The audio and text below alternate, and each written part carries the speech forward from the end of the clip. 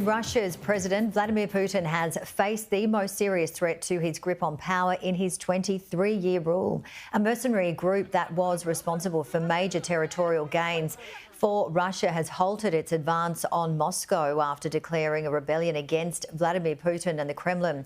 The fighters of the Wagner private army had earlier surged north towards Moscow, crossing the border from Ukraine and capturing Russia's military headquarters in the city of Rostov-on-Don. The advance on the capital was launched when the Wagner head called for a rebellion against the Russian military, criticising the army and its leadership for botching the war in Ukraine. The Belarusian President helped broker a deal between Wagner leader Prigozhin and Russian President Putin. In an audio message, Prigozhin said his fighters will return to their bases to avoid bloodshed. They wanted to disband the Wagner military company. We embarked on a march of justice on June 23. In 24 hours, we got to within 200 kilometres of Moscow. In this time, we did not spill a single drop of our fighters' blood. Now the moment has come when our blood could be spilled. Understanding responsibility for the chance that Russian blood will be spilled on one side, we are turning our columns around and going back to field camps as planned. In a sign of de-escalation, Wagner's leader Prigozhin will leave for Belarus and charges against his mercenaries will be dropped. If the rebellion had been successful, a civil war could have been sparked in Russia. President Vladimir Putin earlier declared the revolt as a betrayal and treason. However, the Kremlin has now promised not to prosecute fighters involved in the convoy. This is a criminal, adventuristic campaign. It is equivalent to armed mutiny. Russia will defend itself. US Secretary of State Antony Blinken has held talks with his counterparts from G7 nations as Western nations monitor the situation in nuclear-armed Russia. US, the UK, French and German leaders have been briefed and have agreed to stay in close contact, reaffirming a commitment to support Ukraine. President Volodymyr Zelensky says the revolt has exposed complete chaos in Russia, claiming Russia's weakness is obvious. The Kremlin has denied claims Vladimir Putin has fled Moscow. Sky's Deborah Haynes has more. Russian mercenaries swapped trench warfare in Ukraine for armed rebellion at home. Their leader vowed to march on Moscow in the gravest threat to Vladimir Putin's rule. It triggered heightened security, global scrutiny, and this extraordinary statement from the president. This is a criminal, adventuristic campaign. It is equivalent to armed mutiny. Russia will defend itself and repel this move. We are fighting for the life and security of our citizens and our territorial integrity. It is an attempt to subvert us from inside. This is treason in the face of those who are fighting on the front.